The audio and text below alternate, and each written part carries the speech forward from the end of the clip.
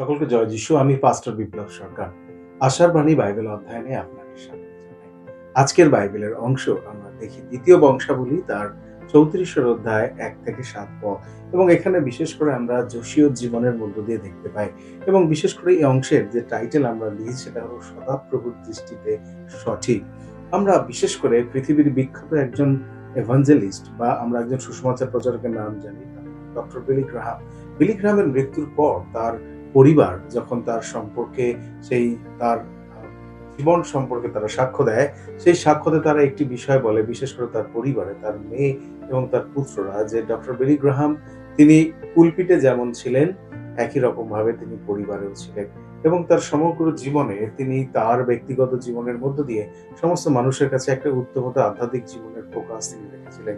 বাস্তবে এটা খুব একটা সঠিক কাজ নয়, এটা অত্যন্ত কঠিন একটি বিষয়, কিন্তু মনে রাখা দরকার সদাপ্রভুর দৃষ্টিতে উত্তম বিষয় করা আমাদের জীবনের গুরুত্বপূর্ণ বিষয়।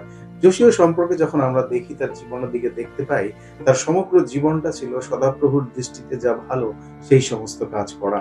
এবং আমরা বিশেষ করে সেই জায়গায় দেখতে পাই যে তাদের পূর্বপুরুষেরা বিশেষ করে ঈশ্বরের বিরুদ্ধাচরণ যে সমস্ত জীবনযাপন করেছিলেন, সেই সমস্ত কিছু থেকে সরে গিয়ে প্রথমেই তার কাজ ছিল যে সমস্ত ঈশ্বর নয়, সেই সমস্ত মূর্তি, সমস্ত আশারা, যাবতীয় সেই দেবদেবীর সমস্ত কিছুকে সেখান থেকে সরিয়ে দেওয়া এবং ঈশ্বরের আজ্ঞানুরূপ জীবনযাপনের জন্য আগ্রহী হওয়া।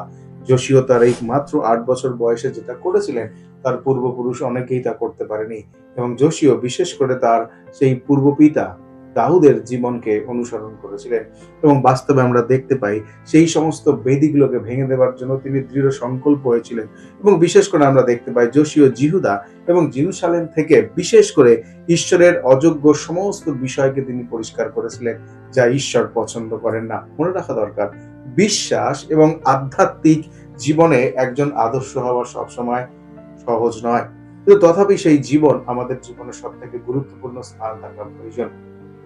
তাই আজকে আরেকবার আমরা যোশীয় এবং বিশেষ করে বিলি গ্রাহামের জীবনের মধ্য দিয়ে একটা সাক্ষ্য আমরা তুলে ধরতে চাই, যে আমরাও ঈশ্বরকে এমন ভাবে অনুসরণ করতে চাই যেখানে ঈশ্বর সন্তুষ্ট হন, এবং সেই জীবনের প্রতি যেন আমরা আগ্রহী হই।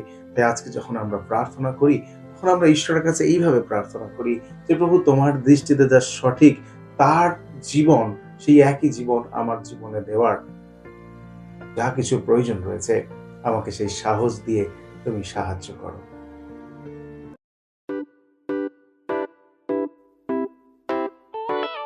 পুরাতন গেল শেষের পাতা।